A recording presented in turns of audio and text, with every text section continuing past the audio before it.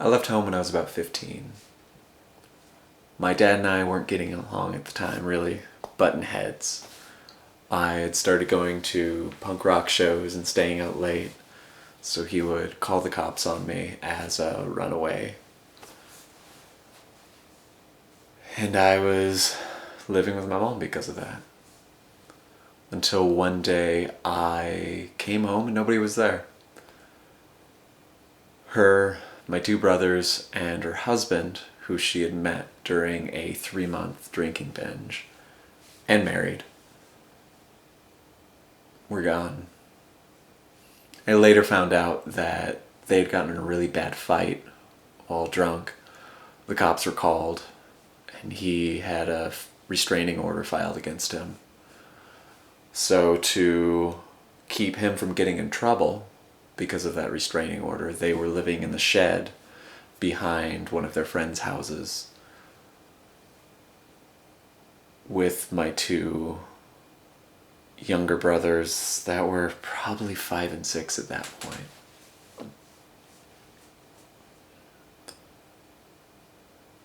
For about a month, I lived in that house with two friends that were also runaways from abusive households. The first 2 weeks we lived off of, I think, oatmeal and strawberry jam.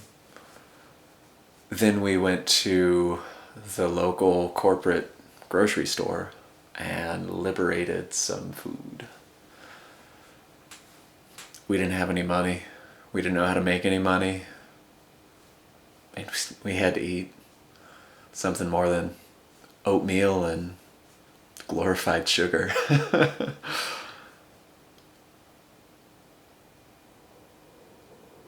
It was about that time I met who became one of my best friends for a long time. He taught me the ropes, showed me how to dumpster dive, how to survive on the streets, gave me lessons in streetwise salve. We would go dumpster dive or find thrown away clothes and fabric and sew it into wallets or knickknacks and sell them. We'd go and get yarn, crochet scarves, sell them on the street. I started learning to busk. We'd even fly signs or just panhandle. We didn't really have any other way didn't really have any other means to get what we needed. We started picking up skills, and then we got vans eventually. But before that, we were just hitchhiking around the country, and mostly hopping freight trains. About 6 months in, I got arrested and put on probation for being a runaway and giving a cop a fake name. Most of the kids my age getting in trouble with the law then were doing so because of drugs, pot, alcohol, but a lot were even doing meth and heroin. Fortunately, I never got caught up in any of that. Still to this day haven't even smoked pot. But that made my probation pretty lax. I only had to call in to my probation officer maybe once a week, if that. So most weekends I was hopping freight trains down to Portland and making it back up for juvie school by the week. I got my GED during this time. Almost half our time was spent somewhere where we weren't supposed to be, just out of necessity. The other half we were almost always in public, always in the public eye. We did look poor though, and that got us attention. Definitely been moved by cops many times. I mean, back then, downtown Seattle, it was against the law to sit down downtown. They didn't have benches. If you sat down on the sidewalk, a cop would come over, a lot of times on a horse, and tell you to get up, move along, don't need you here. I learned that being impoverished in public wasn't allowed. It's better out of sight, out of mind than in sight and in need. So we started picking up skills. We would shine shoes on First and Pike in Seattle, or I made it down as far as San Francisco. I'd play music, anything but beg, because that made me feel so much shame. But we had to do what we had to do to eat. We had a lot of fun those years hopping freight trains, hitchhiking, finding ways to make ends meet, to eat. But there were a lot of hard times too. Like the time that we found a man who had just beaten a friend. He had beat her with a baseball bat, and he was on meth. So to get him away, we had to break both of his legs. Time in the middle of the night where we hopped off a train in a particularly dangerous train yard and had to hop another train to keep from getting robbed. So I've been dealing with housing insecurity for about 12 years now. On and off, but that makes me chronically homeless, technically. But I've never really identified with that term. Even when we were living out of a backpack, hopping freight trains around the country, we never felt homeless.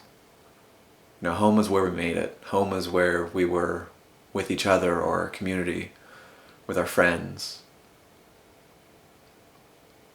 on an adventure. Doing something dumb but figuring it out. We always identified with the term houseless.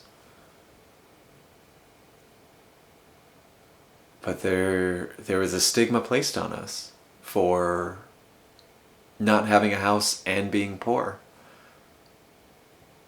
Come to find out, that is a version of intersectionality. I always considered homelessness an extension of poverty, not something separate.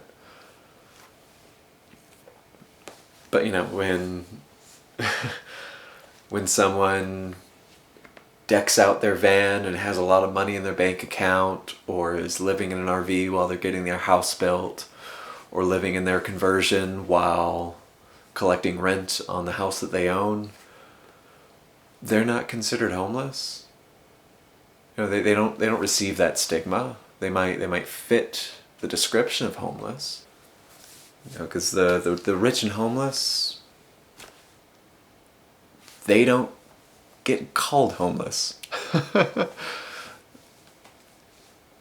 And aren't really feeling the stigma of homelessness. And there's this huge separation, because there's a big difference between the people living that life or those lifestyles and someone who is humbly indigent, living out of their car or their van or their truck or their old ratty RV. I lived out of a backpack. But it all really shows me that homelessness is socially defined, and we're sanctioned negatively when we find ourselves experiencing homelessness, because the ideal of being in a meritocracy means that only people that have made terrible mistakes and deserve to be homeless are. But that's just not the truth. I became homeless because of circumstances of my childhood. Through a lot of work, a lot of trials, and the privilege I have as a white-presenting, seemingly heteronormative male, I am still trying to work my way out of poverty, and at 27, I'm still not that far from homelessness.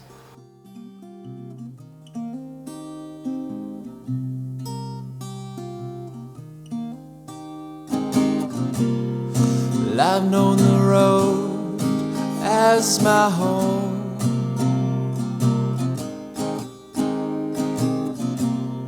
Well, I've braved the wind, I've braved the snow.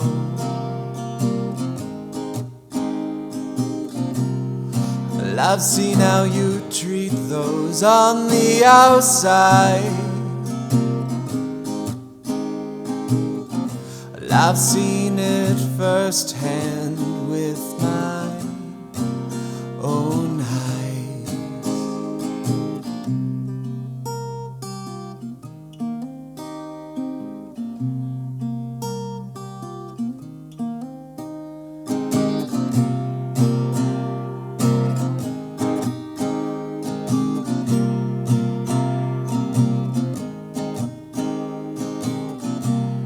Well, I'm no more, I'm no less.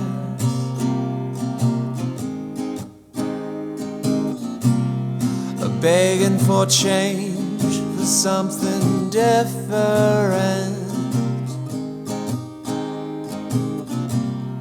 A breeze for you, for me is a storm. Seeking shelter somewhere warm.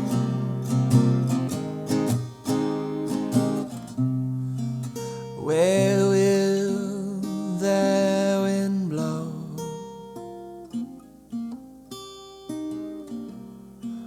Where will it blow?